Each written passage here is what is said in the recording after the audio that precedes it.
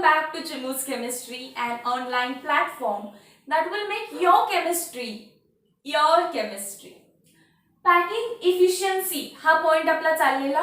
Last video मध्ये मी तुम्हाला SCC simple cubic unit cell ची पॅकिंग इफिशियन्सी दाखवली. 58.36% आलेली. फ्रॅक्शन विचारला, पॅकिंग फ्रॅक्शन, तर 0.52 लिहायचं होतं. आता बघा आपण बॉडी सेंटर्ड युनिट सेल साठी BCC साठी पाहू.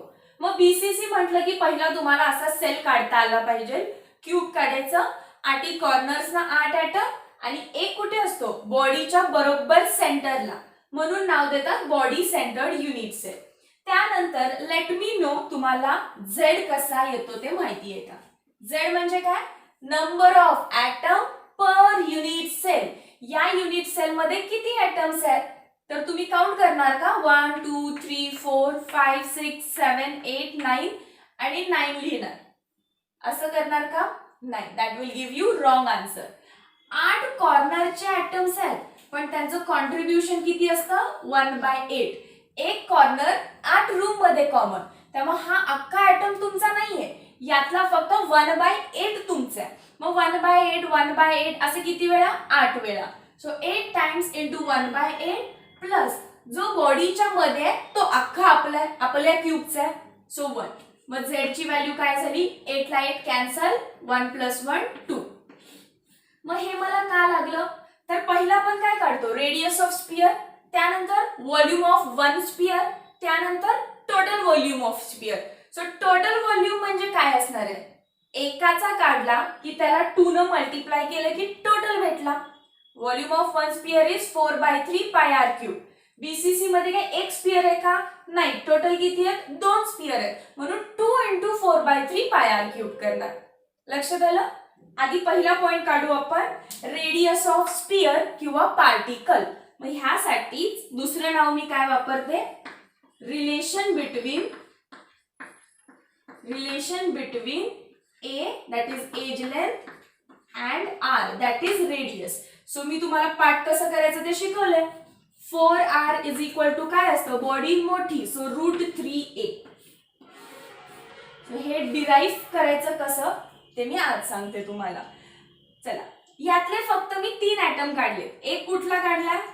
या कॉर्नरचा. त्यानंतर कुठला काढला? अपोजिट कॉर्नरचा. आणि या दोघांना असं जॉईन केलं. ही काय झाली? ही जी लाईन तुम्ही काढली that is nothing but body diagonal.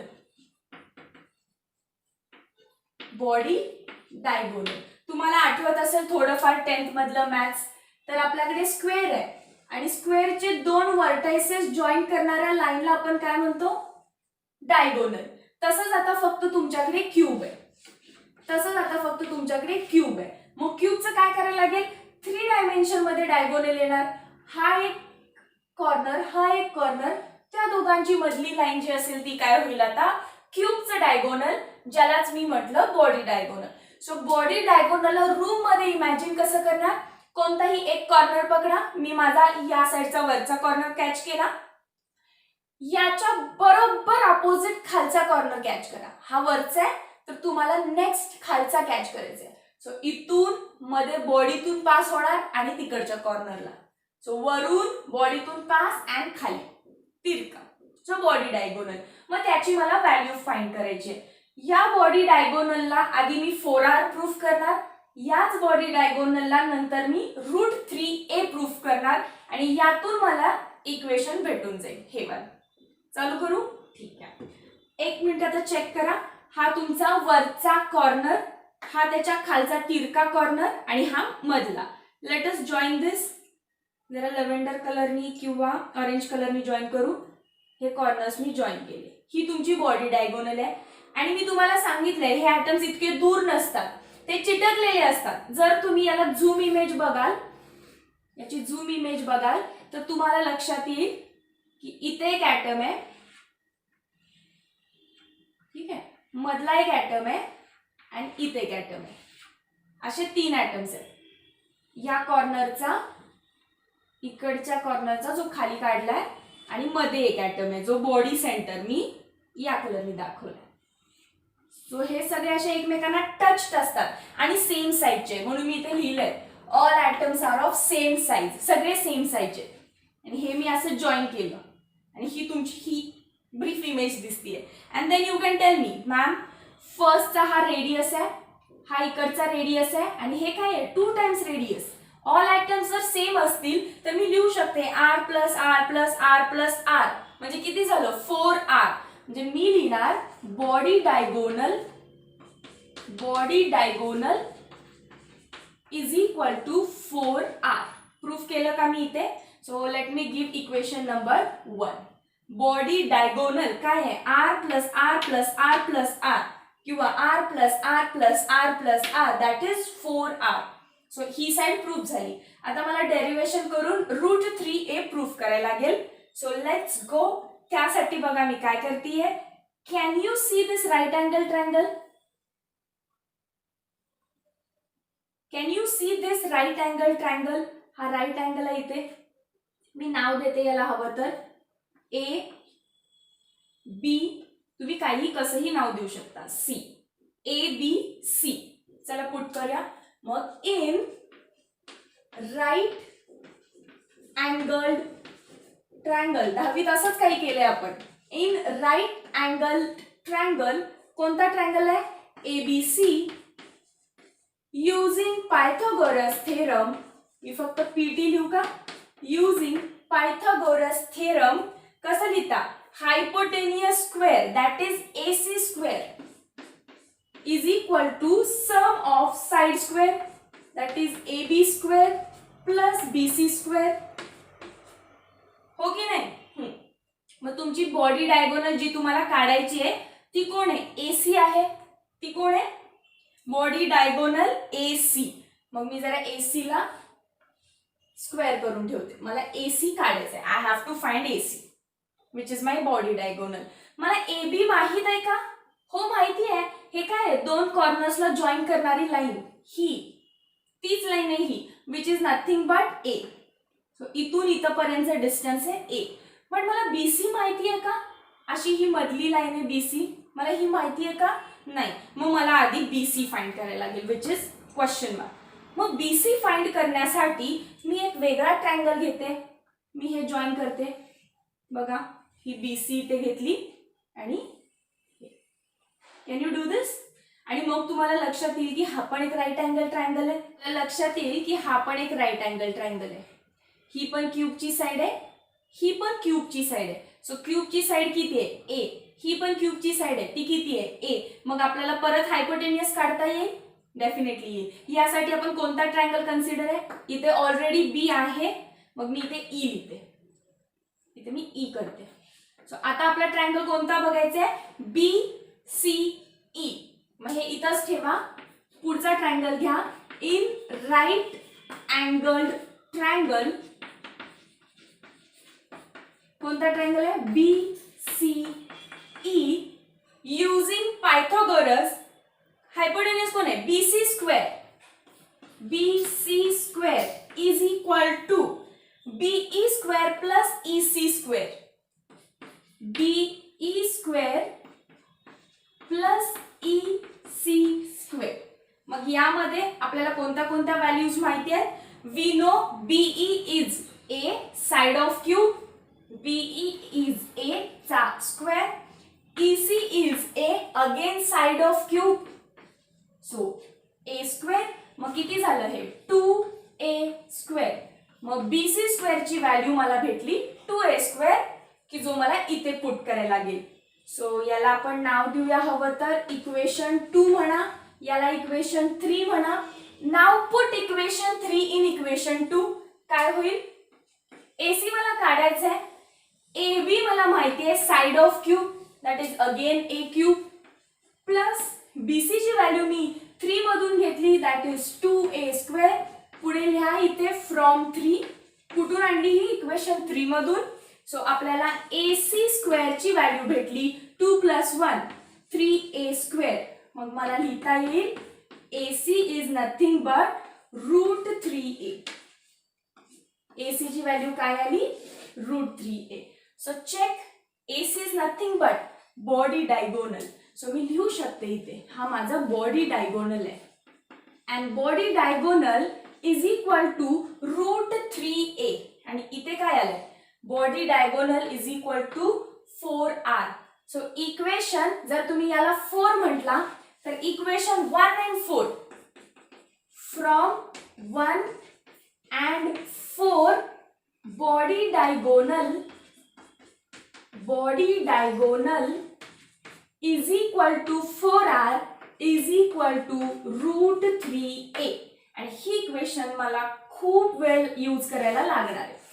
4r is equal to √3a बघा मी आधीच लिहून घेतलेली मला माहिती होतं की लास्टला हेच येणार आहे 4r is equal to √3a.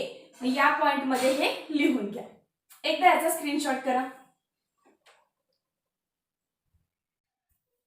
Second point असतो आपला व्हॉल्यूम ऑफ स्पियर. मग त्याचा फॉर्म्युला आपल्याला माहिती आहे व्हॉल्यूम ऑफ वन स्पियर म्हणायचं म्हणताना तुम्ही. सो किती असतो 4/3 पाय r क्यूब. पण इतकं लिहून थांबायचं नाही कारण आपण आत्ताच r ची व्हॅल्यू फाइंड केली आहे. 4r is equal to √3a hence r is equal to √3 into a divided by 4. मग पुट करा इथे व्हॅल्यू या r च्या ठिकाणी. इक्वेशन होईल 4/3 into पाय into r ची व्हॅल्यू काय येणार आहे √3a/4. So √3 into a divide by 4 bracket cube. ब्रॅकेटचा मी क्यूब केलाय कारण r क्यूब आहे. आणि त्याच्यानंतर total volume of particles. Total म्हणजे सगळ्याचा एकाचा किती आहे तेवढा. मग टोटल म्हणजे कितीचा काढायला लागतो z नी मल्टिप्लाय करा. So total volume of particles is equal to z into volume of one sphere. Volume of one sphere z किती आहे 2.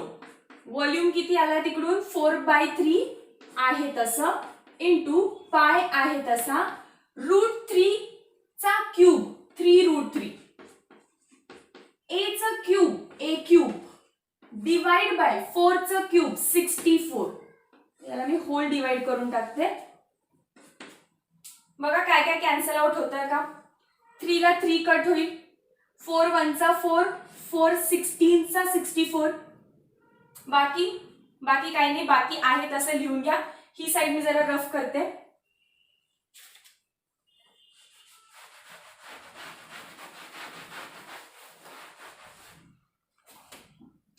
बाकी आहे तसं लिहून घेऊ. जे नाही कट झालं ते 2 आहे पाय आहे √3 आहे a क्यूब आहे डिवाइडेड बाय खाली कोण आहे 16 आहे. खाली 16 आहे. परत आपण करू शकतो 2 1 चा 2 2 8 चा 16. So let us do here 2 1 चा 2 2 8 चा 16. सो आपल्याला अशी काहीतरी व्हॅल्यू भेटेल. परत आणखी पाय अजून काय आहे इंटू √3 अजून a cube and divide by 8. So what is this? This is total volume of particles √3 pi a cube upon 8. आणि फायनली आपल्याला काढायचं आहे पॅकिंग इफिशियन्सी. सो पहिला आधी याचा स्क्रीनशॉट करा. The packing efficiency is equal to काय असणार आहे total volume of particles. Particles म्हणतीये त्यामुळे सगळे पार्टिकल्स असणार. Total volume of particles in unit cell. SCC असेल एससीसी बीसीसी असेल बीसीसी एफसीसी असेल FCC upon total volume of cube म्हणजेच अवेलेबल स्पेस. मग किती आलं total volume of particles. This is particles. It is √3 into pi into a cube divide by 8. Divide ला अजून काय total volume of cube. What is volume of cube a cube. So मी इथंच लिहू शकते आणि ते कॅन्सलच होत असतं. a क्यूब ला a क्यूब कट झाला. सो फायनली आन्सर काय आला आपला √3 पाय √3 इंटू पाय डिवाइड बाय 8. आणि हे सगळं करत असताना इंटू 100 राहतं. सो लास्टला जाऊन ते लक्षात येते इंटू 100 राहिला त्याशिवाय पॉइंट मध्ये त्यानंतर आन्सर तुमचं करेक्ट येईल जेव्हा तुम्ही 100 नी मल्टिप्लाय करता तेव्हा. So do this.